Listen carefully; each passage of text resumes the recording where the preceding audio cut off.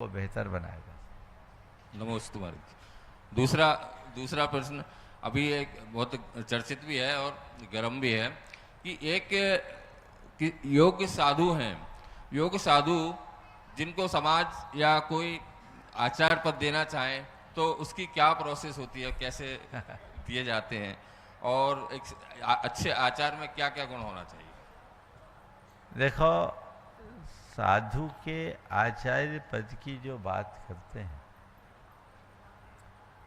ये दो रूप में चली आई। हम अपनी पूरी परंपरा से देखते हैं, एक गुरु शिष्य की परंपरा, दूसरा संघ की परंपरा। और संघ की परंपरा भी दो रूप में, एक चतुर्विद संघ में खुद संघ हो, एक ही आचार्य बनाए, अथवा समाज की परंपरा। हम अतीत में चलते हैं तो आचार्य धरसेन के पास पुष्पदंत और भूतभली नाम के दो मुनिराज आए। ये दोनों मुनि थे पर दोनों के दोनों आचार्य बने। आचार्य अरहत बलि ने उसी काल में मुनियों का महासम्मेलन किया और वहां पर जब सब मुनि इकट्ठे हुए महिमा नगरी में तो उनने पूछा, सब आ गए? बोले हाँ, हम लोग अपने अपने संघ के साथ आ गए। तब उन्हें लगा कि अब संघ भेद का समय आ गया है, तो अब संघ का पुनर्गठन करना चाहिए और उन्होंने अलग अलग संघ बना दिया। नंदी संघ, सिंह संघ, सेन संघ और देव संघ। ये देव संघ, ये चार मूल संघ है जिसकी परंपरा चली, एक व्यवस्था। चारित चक्रवर्ती शांति सागर जी महाराज 20वीं शताब्दी के सबसे महान आचार्य हुए। जिस समय वो मुनि बने उस समय ऐसे कोई योग्य मुनि नहीं थे। बाद में चतुर्विद संघ ने उन्हें आचार्य बनाया।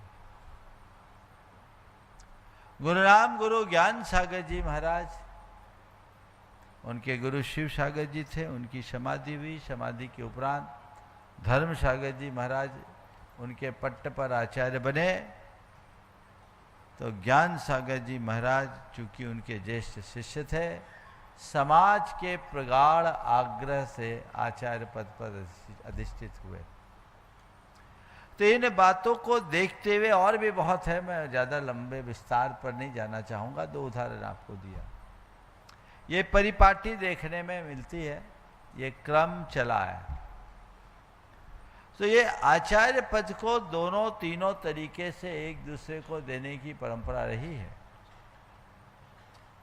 पर आचार्यत्व तो मूलतः एक दायित्व है, संघ को सुगठित करके आगे बढ़ाने का, संघ की परंपरा को आगे बढ़ाने का, जिन शासन की प्रभावना को बनाए रखने का। अब जो उसके लायक हो, अगर आम शब्दों में मैं कहूं, जो अपनी चर्या में सुदृढ़ रहते हुए संघ को अच्छे से लीड करने में समर्थ हो, वह आचार्य होने के योग्य हो सकता है। शास्त्रों में इसके विषय में काफी चर्चाएं हैं। पी धम्मो, दृढ़ धम्मो, धीरो, आगम कुशलो आदि विशेषण आचार्य भट्टकेर स्वामी ने मूलाचार्य में दिए। आचार्य कुंद ने देश कुल जाई शुद्धा आदि के कथन से आचार्य के स्वरूप का वर्णन किया है। तो ये जो भी व्यवस्था है, ये शास्त्रीय व्यवस्था के अंतर्गत है और हमें उसी मर्यादा में इसे स्वीकार करना चाहिए।